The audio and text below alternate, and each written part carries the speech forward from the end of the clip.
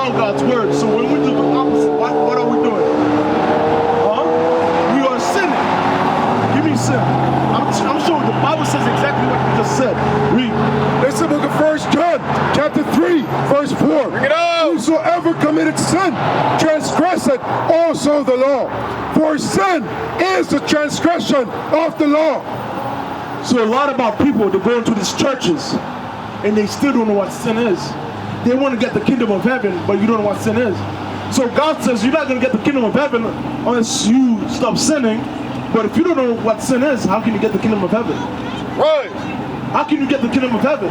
You can't if you keep sinning. You understand? So let me show you guys what sins that you all are committed right now. Right now there's sin that you are committed that you don't even know of. Give me the fringes. Look down here, right? Our brothers, the Native Americans and the Hispanics, they kept this law until they were destroyed. Right? Right here. Right down here. Read that. This is the book of Numbers, chapter 15, verse 38. Speak unto the children of Israel. No, speak unto the whole world. The children of Israel. The children of Israel is you so-called blacks, Hispanics, and Native Americans. You are the children of Israel. Right. You are the 12 tribes. Read. And bid them that they make them fringes in the borders of their garments. That they make them what? Fringes in the borders of their garments. These are fringes. We have fringes on right now because we read that law and we say, you know what? That's a sin if we don't do it. So we start doing it. Read. Throughout their generations. Throughout their generations. Are we still generating today as a people? You guys know what the word generation means? That means we're bring forward, reproducing more and more of our own people, correct? That's what that means. So are we still generating today? Are we still not having babies? So we're generating, we're still generating. That means that law we're supposed to keep for all our generations, throughout all of our generations. But are you guys keeping that law? Read. And that they put up on the fringe of the borders a ribbon of blue. A ribbon of blue. That's how you identify an Israelite from a regular dead person. That's how you identify us. If I see a brother walking down the street with this on, I know this brother is trying to study the law or is studying the law. You understand? So I see you guys walking down the street, I'm like, they don't know nothing.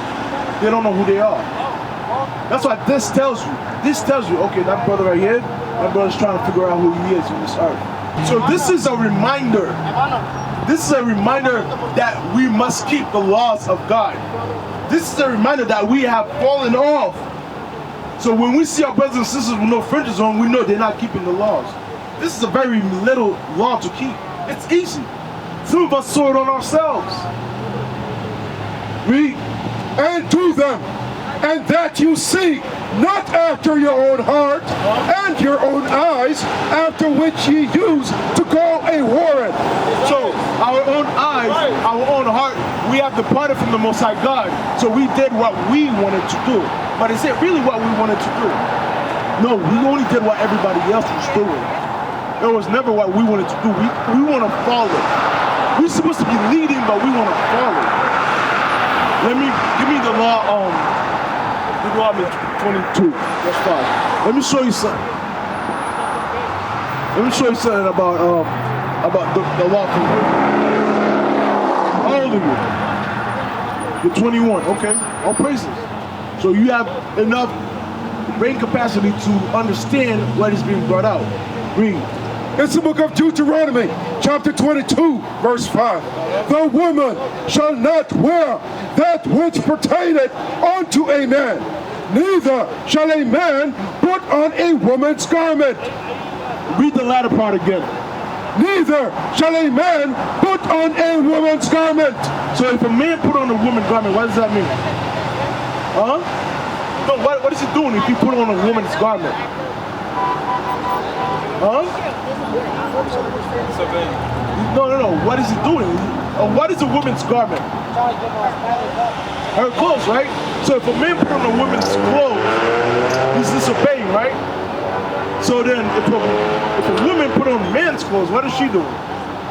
So, as far as this scripture goes, what type of clothes do women wear today that belongs to men? Correct. That's right. Correct. Shorts, pants. When you go into the bathroom, right? How do you know which bathroom is for the ladies? And on the sign, what is the lady wearing? A dress. A dress. You know? So the whole world know that a woman should wear what a woman should wear, which is a dress. The Queen of England, right? Have you ever seen her in pants? Why? Huh? She's royalty. That's why. But aren't you royalty? Right. Aren't you royalty? Bring it out. You are better than her. That's what God says. You are royalty. So shouldn't we walk as if we are royalty? You know, back in the ancient days, our women's feet did not touch the ground. Right. That's how delicate they were. You are a young woman, correct? You should dress yourself, adorn yourself, as the Bible said. Give me that in Timothy, 2 Timothy. You should adorn yourself as the Bible said. Because can anything out of this come out to hurt you? No, it's only here to help you. To help you do what? To help you succeed. Exactly. This is a book to help you succeed. Right. So, have you ever, 2 Timothy 2:9. So, have you ever had to build something that you bought from the store that comes with instructions? Right? If you don't follow that instruction, are you going to build it right? You're not. This is a book of life. This is the instruction of life. Right. The instruction of how we need to live our lives. So if we don't follow this instruction, are we gonna do right? We're gonna mess up. And that's what happened. We mess up because we decided not to follow this instruction. This is an instruction how to become a God, how to become better than everybody else. But we decided, no, you know what? I don't need this instruction. I can do it myself. That's that self-will mentality. We think we're good. We don't need this. We don't need God. But that's it. Without this instruction, we're nothing. We're men. We're gonna die like men. Read that. This book of 1 Timothy, chapter 2 and verse 9. In like manner also, that women adorn themselves in modest apparel. What does modest mean? Actually, what you do is give me a definition of modest. I'm gonna show you what modest means. The scripture says that a woman must adorn herself in modest apparel. Right? Read. In like manner also, that women adorn themselves in modest apparel, with shamefacedness and sobriety, not with broidered hair, or gold, or pearls, or costly array. So the scripture said with shamefacedness, right? To be shamefaced is to basically not be in men's face, not being haughty. That's shamefaced. Basically, have you ever seen the queen just walking around like she knows everything? No. She has poise. She carries herself a different way. That you see her, you be like, that's a woman, that's a lady right there, right? But when you looking at our sisters nowadays, you be like, that's a hood rat. That's a ratchet sister. That's what the men say. And that's what the men that's still in the world that's not following God after God's laws, they're looking at that sister, that's a piece of meat. That's a one-hit done. That's what they're looking at our sisters, our royal sisters as. Right? Give me modesty. So modesty. While he's getting the definition, I'm telling you, modesty means to dress covered up. Do not bring sexual attention to yourself. So our women are walking around wearing leggings. Leggings is undergarment. It's an underwear. You wearing your underwear outside, right? But then, if somebody walks to your house and you have your bras and underwear on, don't you go, oh my God, right? So why is it that you're able to go to the beach and wear the same thing? Right. Why is it that you're able to go to the beach in a bikini, but you're not like, oh my God? But when somebody walks in your house and you're wearing underwears and a bra, you cover yourself up. Because the mentality has been destroyed. The white man said, no, bikini is for the beach. At the beach, we can be butt naked. That's what the white man's saying. But in the house, or somebody can see you in the house with your drawers on. Bring it out. Isn't that confusion? That contradicts itself. If you cannot wear or can't be seen walking down the street in your bras and panties, why you at the beach with your bras and panties in front of millions of people? Right. But we never think like that. We think, oh no, this is the beach, we're good. It's hot out, we're good. I'm from Boston. It gets cold as hell in Boston.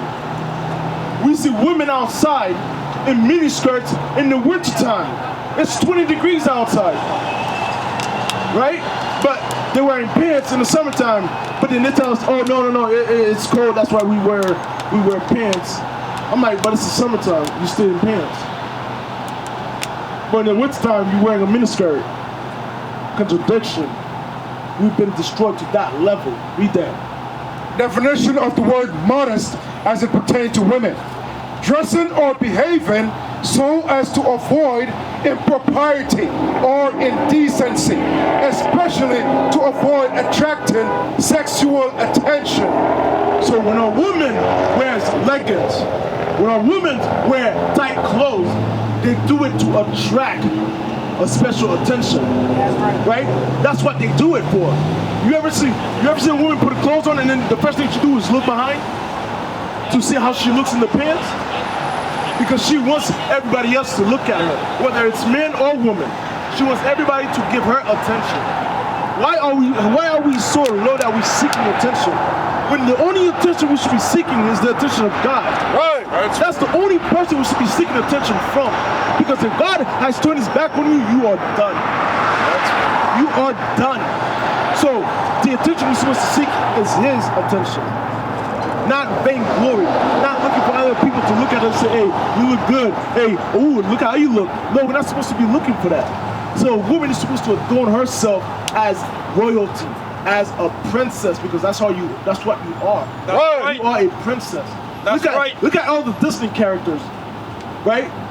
They're all princesses. Have you seen any of them in pants? No. When a woman is getting married, does she dress in pants? Why? It's the most important day of her life. But she decided, I'm not wearing pants today, I'm wearing a dress. Because the dress signifies womanhood. Pants signify malehood.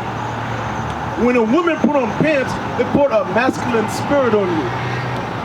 And April, right now you have a masculine spirit on you. You agree with that? Do you find yourself acting like a boy sometimes? Because that pants that you put on a spirit on you. We are a spiritual people. Right. So there are spirits that can affect you. We are spiritual. We can't walk around thinking, oh, we're good. I'm just going to do what everybody else is doing. We're good.